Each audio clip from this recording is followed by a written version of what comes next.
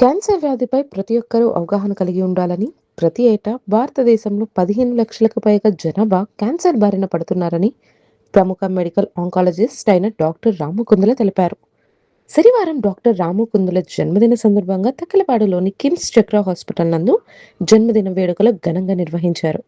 ఈ సందర్భంగా ఏర్పాటు చేసిన విలేకరుల సమావేశంలో డాక్టర్ రాము కుందుల మాట్లాడుతూ, నాకు జన్మదిన శుభాకాంక్షలు తెలిపిన అందరికి కూడాను నా కృతజ్ఞతలు.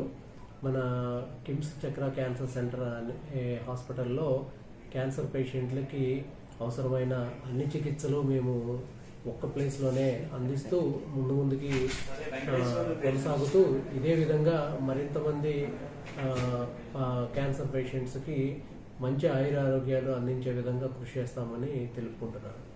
దేశంలో సుమారుగా 15 లక్షల మందికి పైగా ప్రతి సంవత్సరం క్యాన్సర్ వ్యాధి బారిన పడుతున్నారు.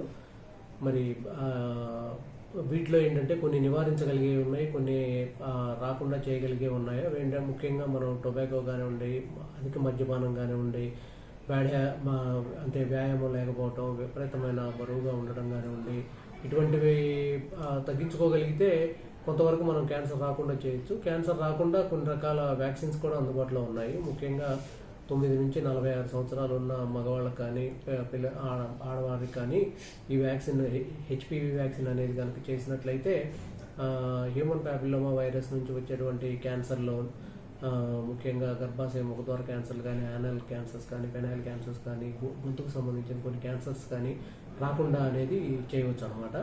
ఇక మరి కొన్ని రకాలైనటువంటి warning signs and symptoms of cancers అంటాము. అంటే దీర్ఘకాలికంగా మానని పుండు నోట్లో కానివ్వండి, వేరే ఎక్కడైనా కానివ్వండి, తర్వాత ఇటీవల కాలంలో శరీరంలో ఎక్కడైనా గడ్డలు ఉండడం, ఇటీవల కాలంలో పెరుగుతూ ఉండడం, మరి తర్వాత ఆడవారిలో మెనోపాజ్ తర్వాత కూడాను మరలా బ్లీడింగ్ అవ్వడం కానివ్వండి, తర్వాత మరి ఆహారం మింగడంలో ఇబ్బంది, మలమూత్రాదుల వేళల్లో మార్పులు రావడం, మరి చర్మం మీద ఏమన్నా నల్లగా మచ్చలు ఉండేవి ఇటీవల కాలంలో పెరుగుతూ ఉండడం, ఇటువంటివన్నీ కూడాను మరి శరీరంలో ఎక్కడైనా అబ్నార్మల్ బ్లీడింగ్ అవడం అనేది ఇవన్నీ కూడాను warning signs and symptoms of cancers అంటాం అనమాట.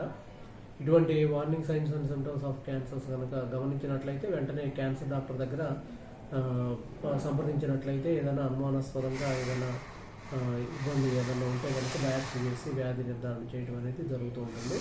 మరి ఇవి కాకుండా ఎటువంటి సిమ్టమ్స్ లేకపోయినా కూడాను మరి స్క్రీనింగ్ పరీక్షలు అనేవి కూడా అందుబాటులో ఉంటాయన్నమాట. స్క్రీనింగ్ పరీక్షలు అంటే ఏంటంటే ఇప్పుడు 40 సంవత్సరాలు దాటిన ఆడవారిలో మ్యామోగ్రామ్ కానివ్వండి, 30 సంవత్సరాలు దాటిన వాళ్ళలో ప్యాప్స్మీర్ అనేటువంటి ఆడవారిలో ప్యాప్స్మీర్ అనేటువంటి టెస్ట్ ద్వారా కానివ్వండి మన గర్భాశయ ముఖద్వార క్యాన్సర్ని కొంతవరకు గమనించవచ్చు. మ్యామోగ్రామ్ ద్వారా బ్రెస్ట్ క్యాన్సర్ని కొంతవరకు ముందుగానే తెలుసుకోవచ్చు.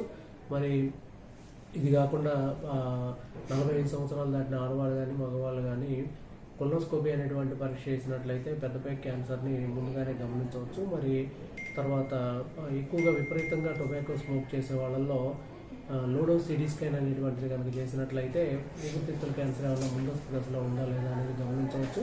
మరి 45-50 సంవత్సరాలు దాటిన పురుషుల్లో సీరం పిఎస్ఏ అనేటువంటి టెస్ట్ కనుక చేసినట్లయితే ప్రోస్టేట్ క్యాన్సర్కి సంబంధించినటువంటి వ్యాధి లక్షణాలు ఏమన్నా ముందుగానే వస్తున్నాయా అనేటువంటిది కూడా గమనించవచ్చు అనమాట. ఇట్లా స్క్రీనింగ్ పరీక్షలు, వార్నింగ్ సైన్స్ అండ్ సిమ్టమ్స్ ద్వారా, కొన్ని మంచి అలవాట్లు, వ్యాక్సిన్స్ ద్వారా మనం క్యాన్సర్ని ముందుగా అదుపు చేయవచ్చు లేదా ముందుగా గుర్తించవచ్చు.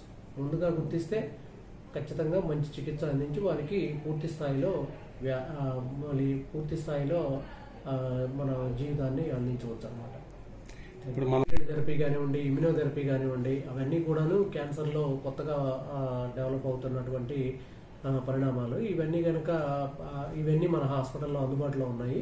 మరి ఇది కాకుండా మన హాస్పిటల్లో డిజిటల్ పెట్ సిటీ స్కాన్ అనేది కూడాను అందుబాటులో ఉంది. డిజిటల్ పెట్ సిటీ స్కాన్ ద్వారా ఏంటంటే తక్కువ రేడియేషన్ డోస్ తోటి, తక్కువ టైం తోటి మనం